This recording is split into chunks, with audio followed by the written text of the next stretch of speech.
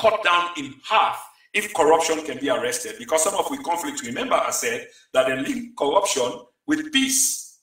Also corruption they thrive. Most of the nations that we will see, war come there because of corruption. Listen to mostly what's happening in their country, if not all. Now because of corruption, people being deprived of services, deprived of their rights, deprived either of their political rights, economic rights, or social rights, not making provisions for them, and the rest of it. They become restless, it becomes a social problem, and sooner or later, people will revolt. This is not the difference here, and then part of the world we say the Western world. They've managed to manage that part of the society in which they keep us calm by making provisions for us, by creating jobs so that we can get busy. In our place, for example, over 60% of people, young people that are full of energy, whose contribution to the country could be valueless. You can't put a value on them. That only the country itself and the country people then go benefit. They are jobless. So tell me, how cannot there be chaos? So we need to arrest such situations. Strengthening the anti-corruption institution and system is one thing we for do. Now I make a put on it. If, because I'm not reading the document in its entirety, so I go left half and talk half. So if we not strengthen the corruption institution, and what just to come up from State House, okay, this morning, this is the way we'll get for go, or 1 week, this is it. Then as we go along, then we're going to go and add. Then of course it's bound for failure. Strengthen the institution where you don't create for do this investigation. Okay? Strengthen them. That's why you find men of repute, men of uprightness, men of integrity. Now that they put there. I'll be almost they talk about the Nigerian judge where they bring come. As soon as they bring come, people are not beginning to complain. Take the Nigerian nation, a big nation like Dande. We don't say they're corrupt, of course. But this is not disrespect for the government, where they go bring the judge and we want to say all Nigerians are corrupt. So don't we trust, the government? At least can't we give them the benefit of the doubt? Let's give them the benefit of the doubt. Why do you think that they will take a corrupt Nigerian judge? Or now we just take all the Nigerians and lump them in the corruption box? That's unfair. That's discriminating. Okay? So they say strengthen anti-corruption institutions. For mitigate corruption risk in essential sectors and strengthen your action and way you take Papa government, your excellency. Okay? Involve civil society. Involve the private sector. All these people are very essential elements in the fight against corruption. And these are some of the institutions that we are talking about. So for those of you that did not understand the topic, why it was, this is why it is.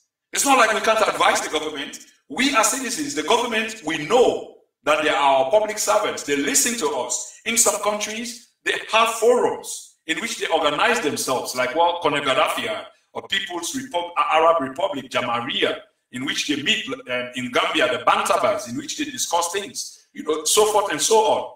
The late Thomas Sankara had a similar thing. He consulted with the people. Because all what happens is with the people. It's no one else. Nobody is going to come from the outside to help you. Anybody will see come on and do for kind side. Now selfish people and now the young program now and come for can attain. Now exploitation. This issue lies with we ourselves, but I will touch on that later. Ladies and gentlemen, the fight against corruption is serious. And we really need to do something about them. And they say again, for fight corruption, it requires an understanding. I repeat, for let we fight corruption, ladies and gentlemen, it requires an understanding. Who's kind of understanding? We need for understand waiting at the corruption itself. So now that's I mean why I say we need for understand the word corruption, the act itself, corruption. We need for understand who say come out, how we come about, and how we don't evolve. Again, I make reference to the subject matter before we come to this broadcast. So it's a kind of advice that we need to understand this thing. That is, if we are sincere, that we really want to fight this corruption, that we really do it in the interest of the people, which I have no doubt, until you prove me wrong. But for now, I am with you. And I get it, that corruption needs to be addressed. It needs to be fought. How? This is what I'm addressing. Not to rhetorics. We can't just be talking about it. We've been talking about this a long time. All right. We've got first caller, ladies and gentlemen. Hello, caller. You seem to be calling from abroad. Will you identify yourself and where you're calling from and your name, please? I'm calling from the Netherlands, Holland. This is Parios, Koroma. Ah, Mr. Koroma, how are you, sir? Fine. It's Prince. Yeah, it's good to have you on the show. I haven't heard from you in a while. This must be real. Yeah, you've got the floor, sir. What would you like to say? Indeed. It's about the corruption, the anti-corruption, His Excellency set up.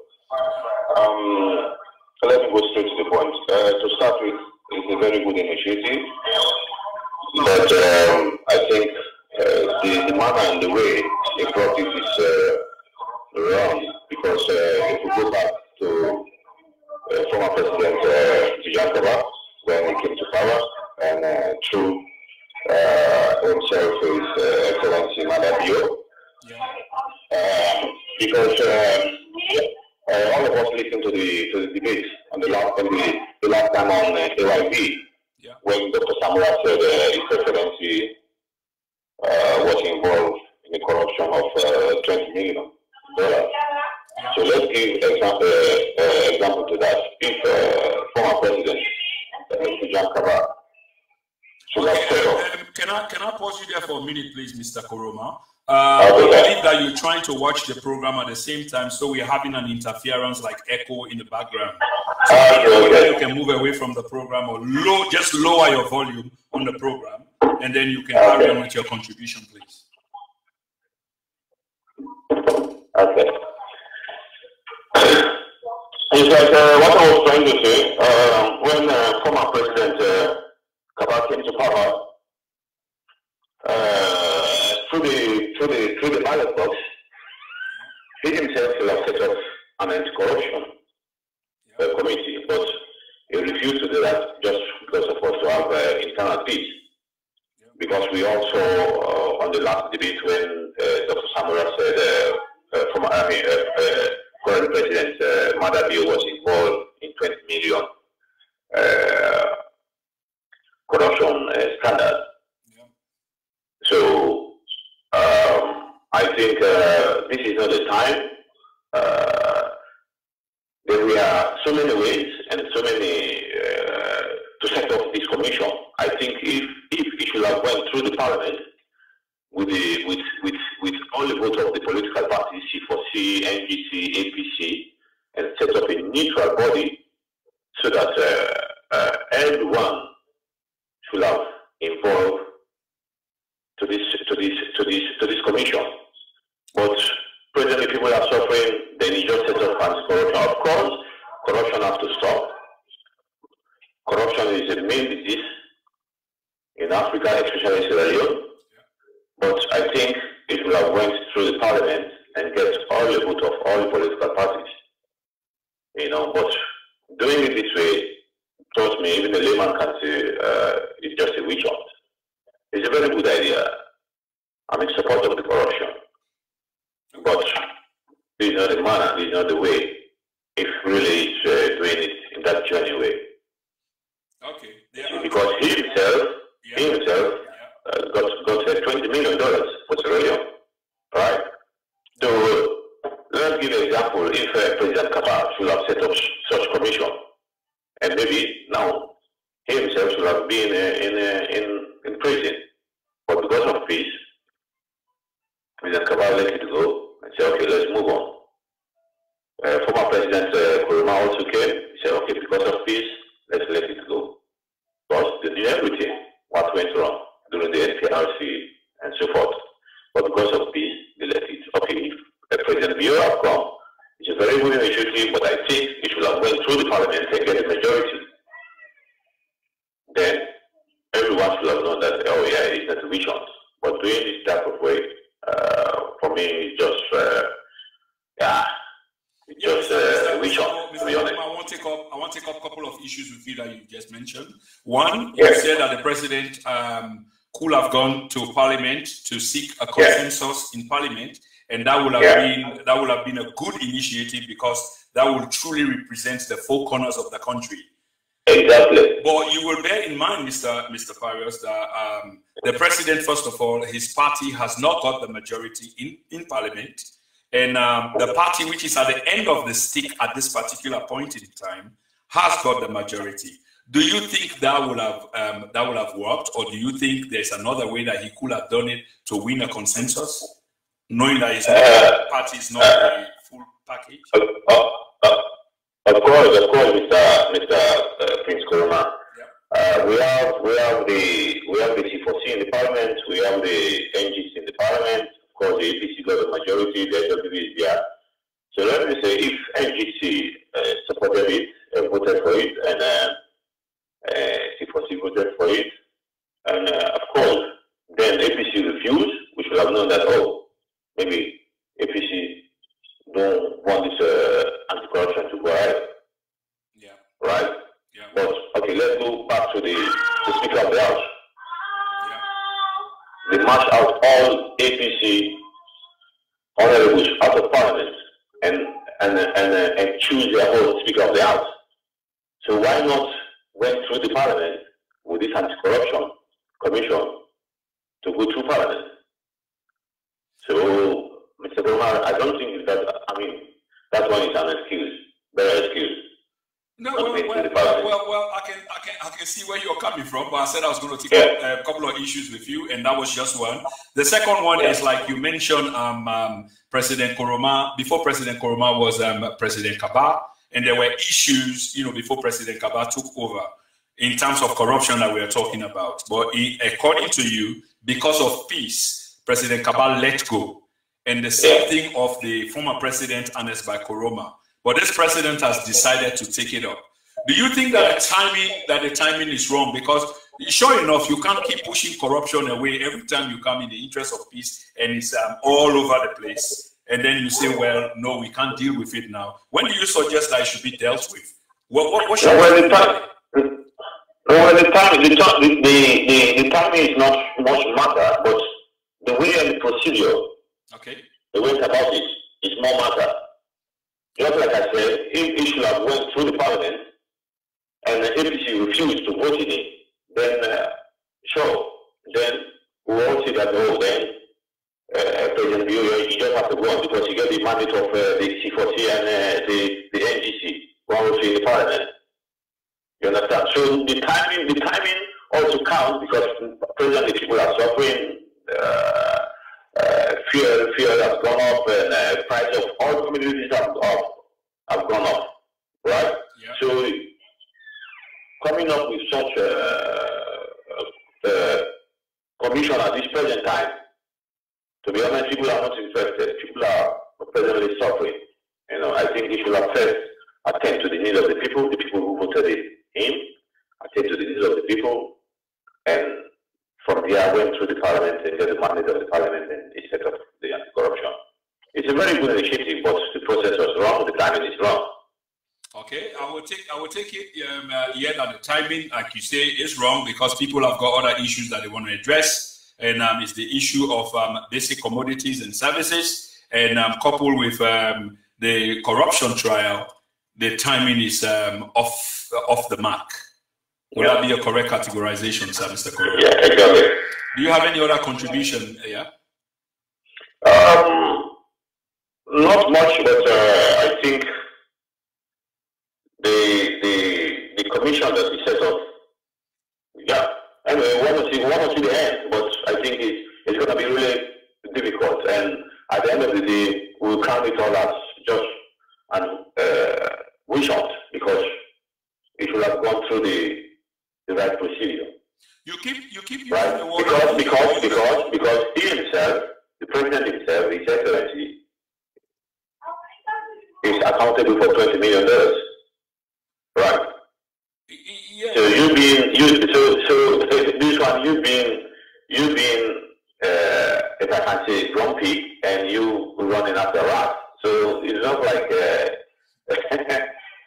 Well, that was an accusation, and this is exactly what this program is about. Because some people, when you are accused, which is an allegation, they think that you're already guilty.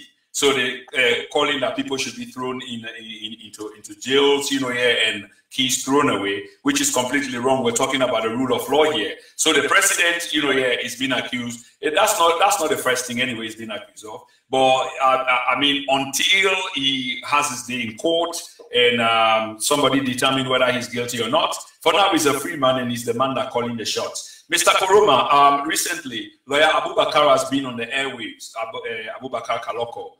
Have you listened to what he's been saying by any chance on social media? Not really. Okay, because it's not too far away from what you're saying.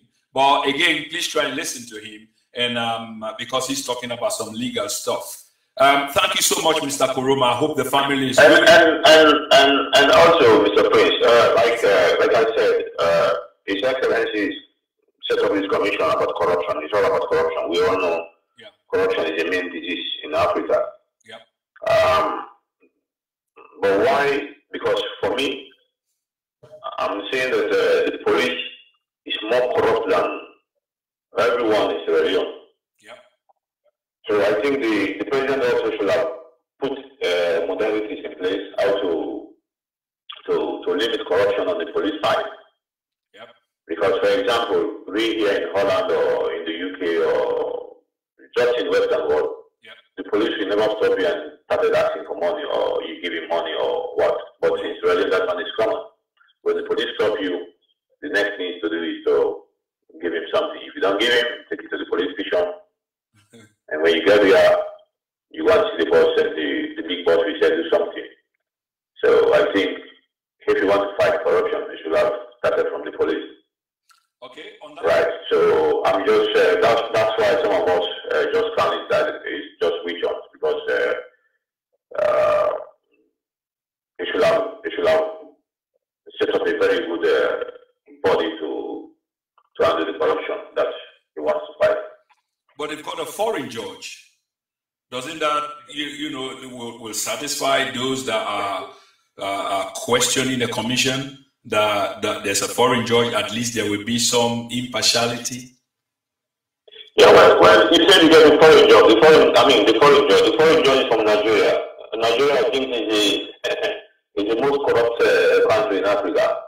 I think if he should have got a judge from the UK or from the Netherlands or America, a pure white, a pure American or British or whatsoever in the West, but getting a job from Nigeria, it's just a child's play, really, to be honest. I'm not trying to cry down the judge, but we are all aware about Nigeria, right? The corruption in Nigeria. So getting a job from there to lead our judiciary system is just it's just a child's play. Okay, my friend. Let me ask you one quick question before you go away. Time is fast catching up with us. The new direction. What would you say about the government, the direction that it is going? How is it doing? How would you, in a short way, please? How do you see the direction the new government is going? How is it doing? How would you rate it? Well, it's too early. It's too early to give credit, to be honest, and it's also too early to give negative points. Right. But the first 100 days have gone. I think they should try to put modalities in place for the people that voted in him, because people are really suffering. People are really suffering. So I think that's why I said the timing was wrong for the anti-corruption. They should first try to seek the people's interest before going after the big fish. All right, no worries at all. Thank you very, very much, my brother, for your contribution this evening. Ladies and gentlemen, that was Mr. Parius Koroma, all the way from Holland. Alice good? Yeah, all right, Parius. Thank you, sir. Thank you. Thank you so much. Okay, then. Okay, ladies and gentlemen, as I was saying, part of what the man highlighted, don't agree with his contribution in its entirety, but it's the same thing, you know, yeah, exercising the factors of legal wranglings regarding the approach to this corruption scandal in the country and how to arrest it, how to go about it. So I was just saying, we need, and he did say some of the things that I was saying.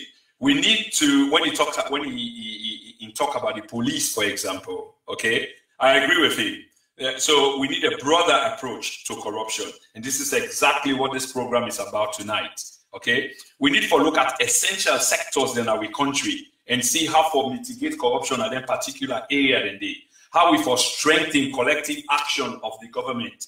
There are so many things that we for do, I said earlier, the civil society, bring them all together, the private sector, and that's so we get for fight corruption. There has to be an understanding. There has to be a bond established, okay?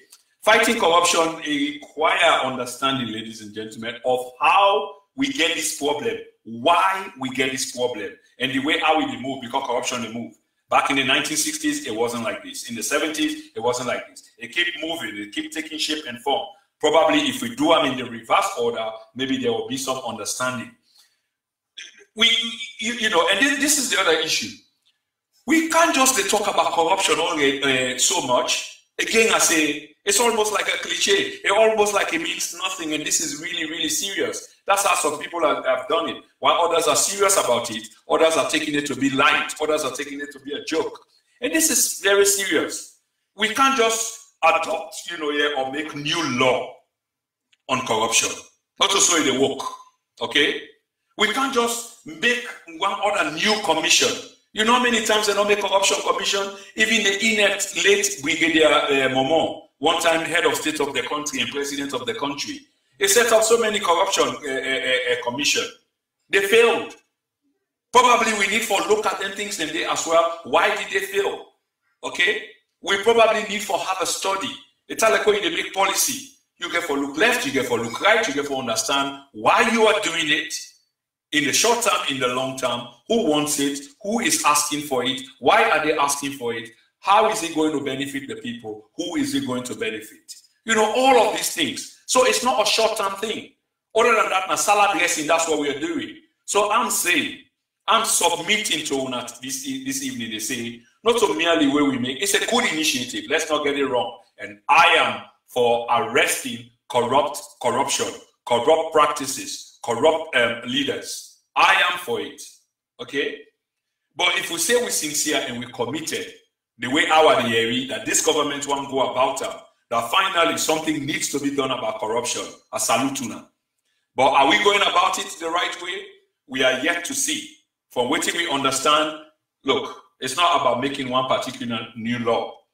It's not about creating or making or announcing one new body, anti-corruption commission. No.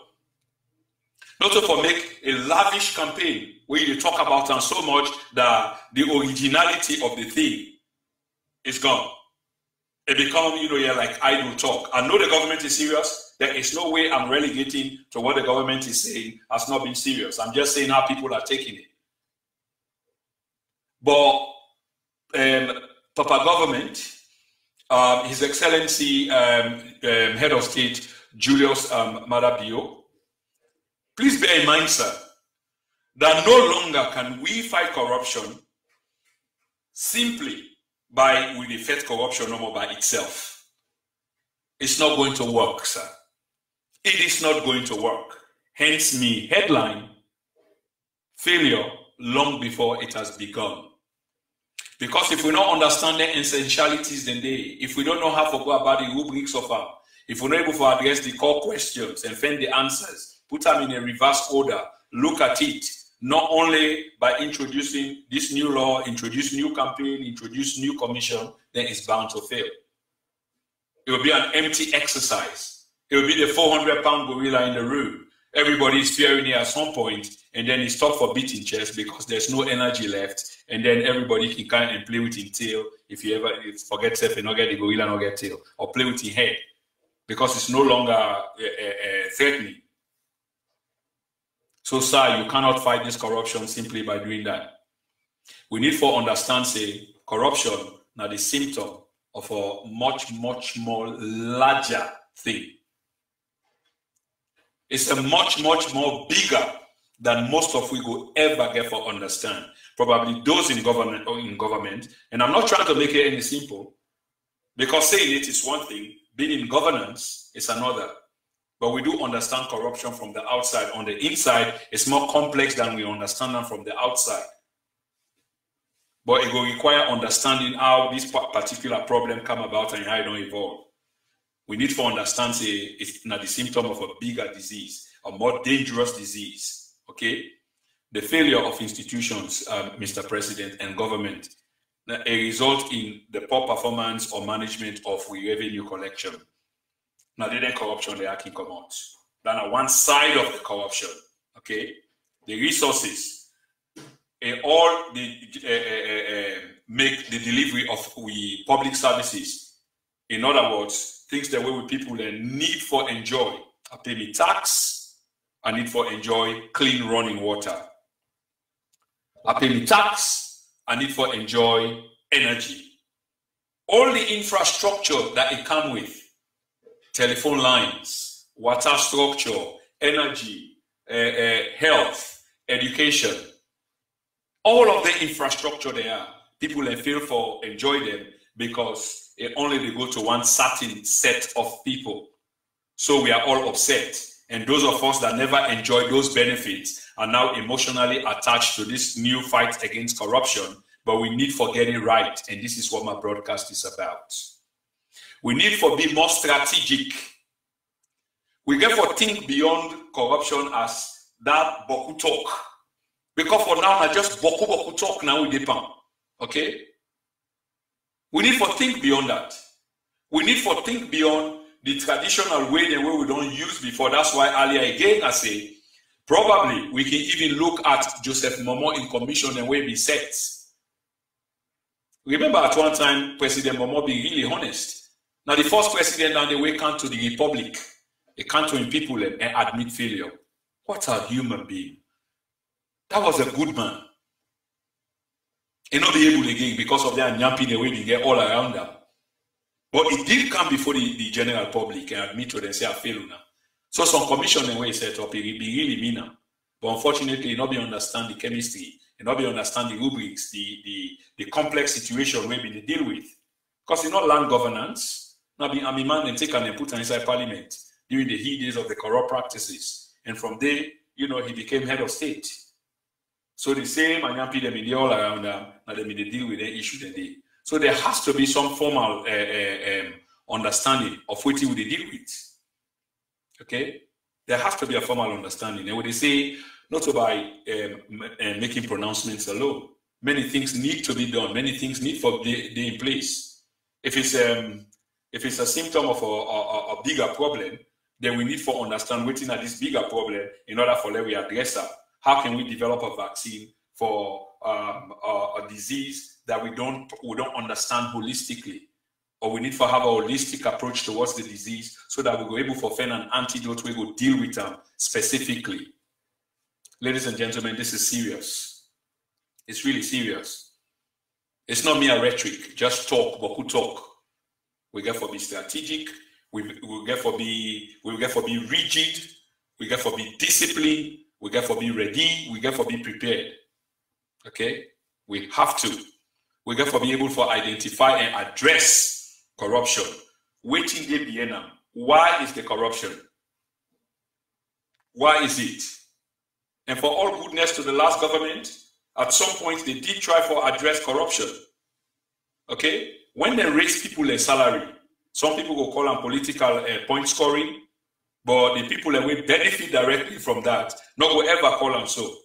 They see good governance.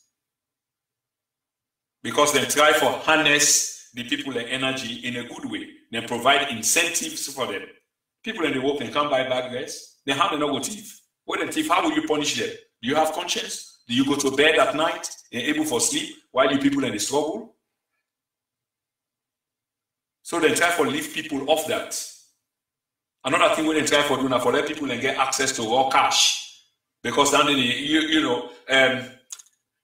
now Jeremy Bentham, I think an English philosopher, opportunity maketh a thief. Some people are not to thief man them, but if they see the opportunity, they will take them. You see one iPhone 6 or iPhone 9 or Samsung 9 lead on a road, you will look left, just lead on idly by.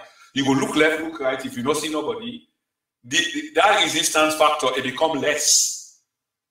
And the possibility for letting you consider that fact yourself before you find some inhibition inside you for saying, no, I'm not going to do that. It's difficult. So one of the things they will do, cut that down, let people and all they play with money. So when you go make payments, now receipt, now you can go.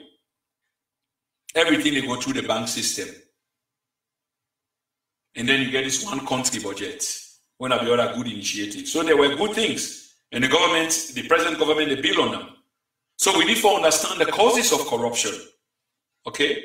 We need to examine the underlying causes and the weaknesses within our institutions that we're supposed for avert their situation there. Why are they weak? We key institution there. The brother we called earlier on talk about the police, and he's absolutely right. Why everything, there's a change of government, there's post-election violence, and it involves a huge institution such as the police. Why is it? Because the police is supposed to maintain an independence. The police is supposed to have a relationship with its people. The police need for understand, say, they are the service of the people. They need for protecting people. But too often, we defend the police in collaboration with the government. The government use the police for penalize its people. So when things turn around, in with situation, then we will find ourselves with people and they go and attack them. And some police people, can lost their life in anything than they. And that's really, really bad. Those are issues that need to be addressed. So we talk about understanding the weaknesses of we key institutions and government policies and government practices. This is important in the fight against corruption. When we don't do anything there, then we can begin to see the other shapes and forms of corruption, and then we can begin to address what we call this corruption epidemic. But without that, we can make no meaningful gain. So sometimes the way people and they borrow the language about witch hunt is because everything else they na the periphery, waiting in at the middle, or a need for start at the middle and begin for cascade out. But instead we just go and flow around the same very word number and the same thing, corruption, and then public official then for stand trial. How much of that? That's going to be like punishment and try for recoup probably money that they allegedly stole. But how do you address the broader issue? And that's what we are addressing here. So ladies and gentlemen, we need also for understand, say, corruption not only boils down to bribery. Corruption can be legal. It can be a very, very legal thing. Okay? And that's legal one. Now the dangerous one of them all. Why not the dangerous one? Because we pay less attention to them. And we can feel say something illegal, but illegal. Because when it happen, either we're not privy to them or now waiting and trash out and give it. What do I mean by this?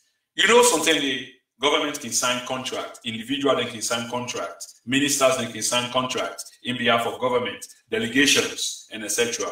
Let's take the mining, for example. How many times we not complain about the mining contracts and the way they went about them? The duties, the royalties, taxation, the giveaways, waiting actually the inside the contract. How much of that the people really profit from? How many times haven't we asked ourselves those questions when it comes to contract signed by our leaders there? Many a times, okay? So legal corruption, now them company then we not call any names, or people investor they manage for go now with society and try for reshape we law them by bribing officials of government for let them twist the law them in their favor so that they profit out of a nation, and then officials and they themselves profit out of whatever thing they do for them people and they. This is not legal corruption and not the most dangerous one. Okay? The most dangerous one. So we can see like it's often done legally because there are paperwork, there are delegation, sometimes it's on TV, you know, and you see people that they sign documents and exchanging documents, a formal ceremony, a formal ceremony, the meeting of thieves, if you will like, only for exploitatory people then, okay? Only for exploitatory people then. Done at the form of legal corruption, which is really bad. Companies and they come buy favor from we leadership, and with leadership they give them favor and they, because in the end package the exchange hands, package the exchange hands. So what they're supposed to do for the benefit of we the people, it become them. That in itself cannot be right. So, Mr. President, how do we